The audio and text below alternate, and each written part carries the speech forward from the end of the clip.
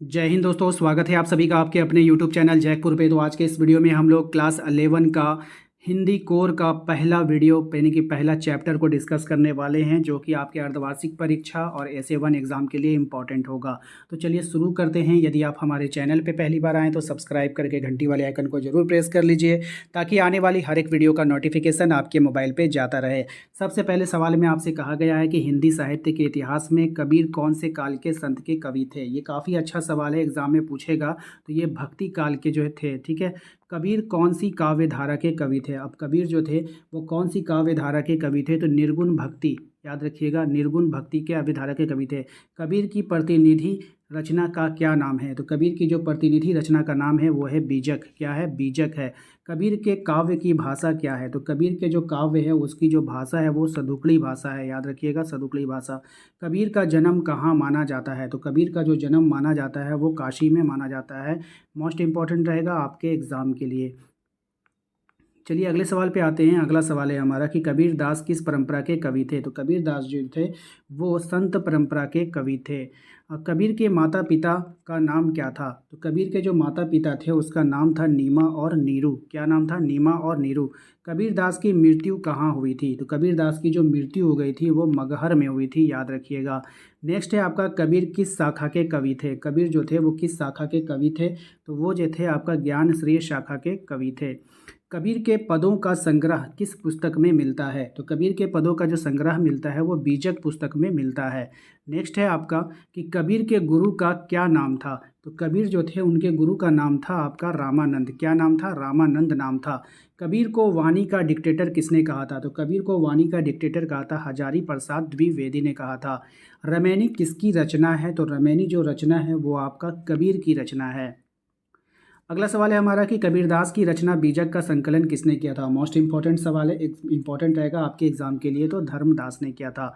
Next है आपका, गुमाना शब्द का अर्थ क्या होगा, तो गुमाना शब्द का अर्थ हो जाएगा आपका अहंकार। क्या हो जाएगा? अहंकार हो जाएगा।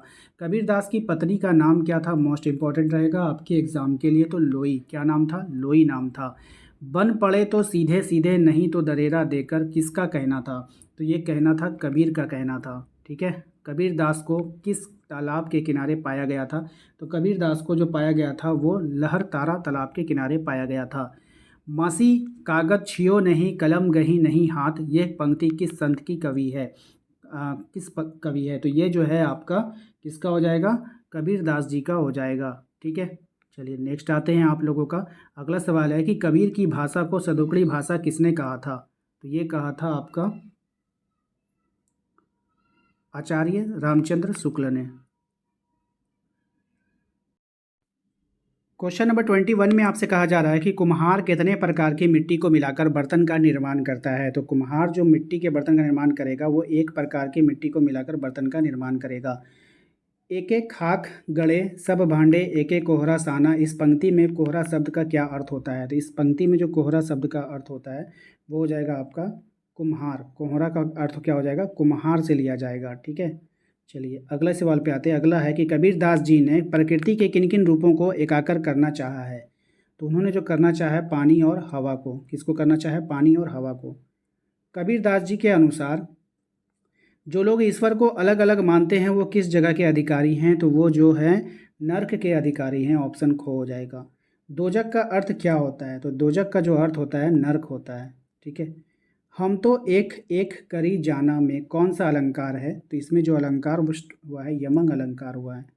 नेक्स्ट है, मानव शरीर का निर्माण कितने तत्वों से हुआ है, तो मानव शरीर का जो निर्माण हुआ है वो 5 तत्वों से मिलकर हुआ है।